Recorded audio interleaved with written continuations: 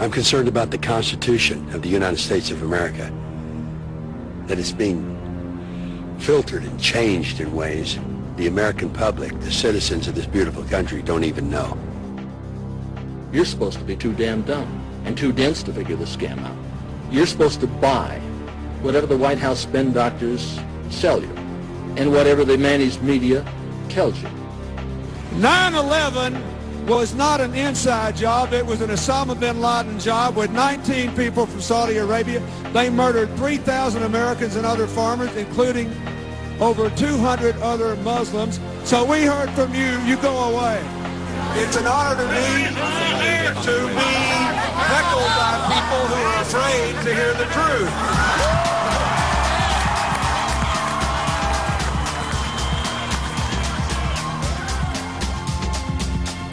Their great height was made possible by the use of load-bearing walls.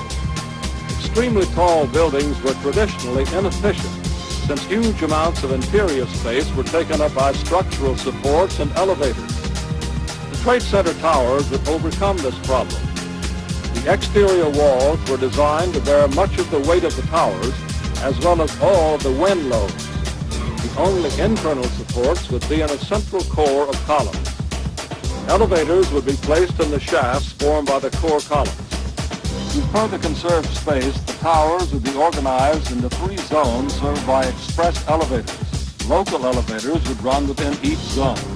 Senator Tom Daschle said last week that he called him several times and urged him not to investigate the events of September 11th. Tom's wrong. He has I think in this case, let's say a misinterpretation. He said on one occasion that the president asked him to do that at a breakfast meeting. Are you now saying that they weren't asking to block the investigation? Lori was an independent. Mindy was definitely a Democrat. Actually, Kristen and myself voted for President Bush in the first election. And yet, even though he should have been our biggest advocate, he turned into one of our biggest adversaries. 3 communist PT boats attacked an American destroyer off the coast of Vietnam yesterday, and today President Johnson's response was hard and tough. To any armed attack upon our forces, we shall reply. To any in Southeast Asia who ask our help in defending their freedom, we shall give it.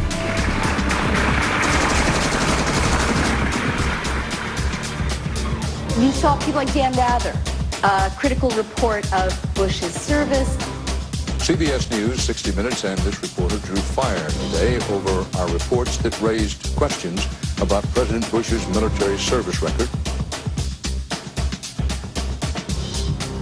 Former President Bush spent the night in D.C. at the White House on September 10th. We've also learned at NBC that there was a President Bush in the White House during the morning of these events. His father, former President Bush, was actually at the White House the morning of the attack.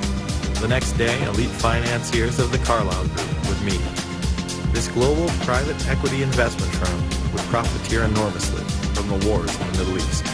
At the table were both Bush Sr.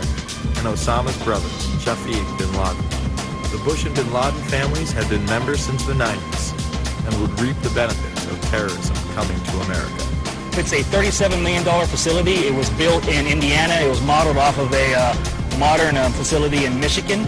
It originally was designed in the States and brought down here in sections, so we put it together like one big Lego piece.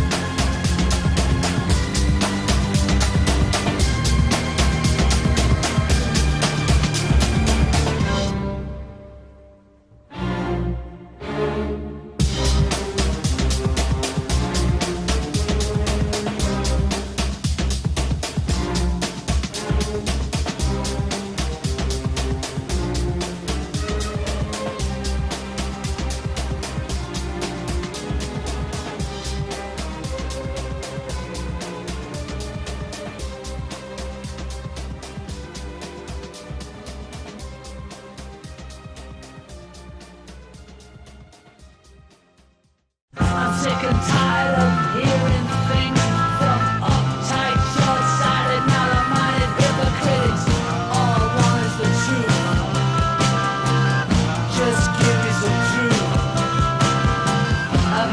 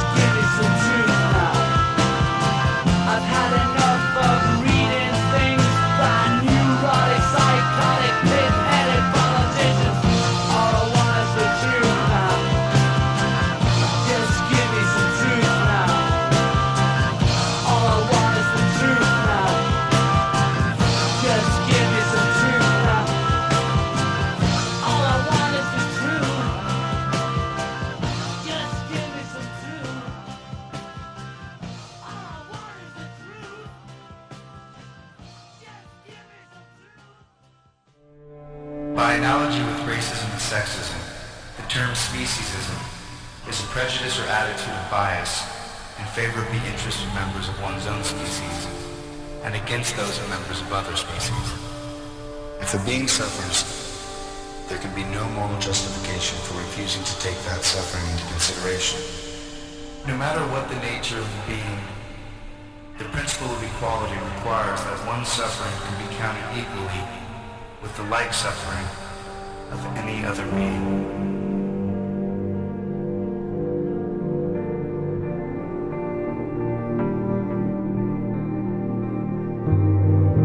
There are many great teachers out there. Teachers who have dedicated their lives to protecting the people who need protecting the most. The teacher has the most difficult role in our society because nobody likes attaining true knowledge. True knowledge encompasses all aspects of existence, good and bad. Hearing true knowledge upsets people because it implies that we were wrong at one point in our lives. And another character flaw is our desire to apply absolute truths to unstable foundations in our life. When we do so, we build a structure that we hope will define us best when we're reaching the end of our life on Earth. So everything we think we are, everything we tell others we are, everything we base our life-changing decisions off of, is all depending on a foundation that could crumble at any moment. And because we've been told our entire lives that there are certain guidelines and mores we must follow to be a decent human being, we deny everything that may pose a threat to our unstable foundation.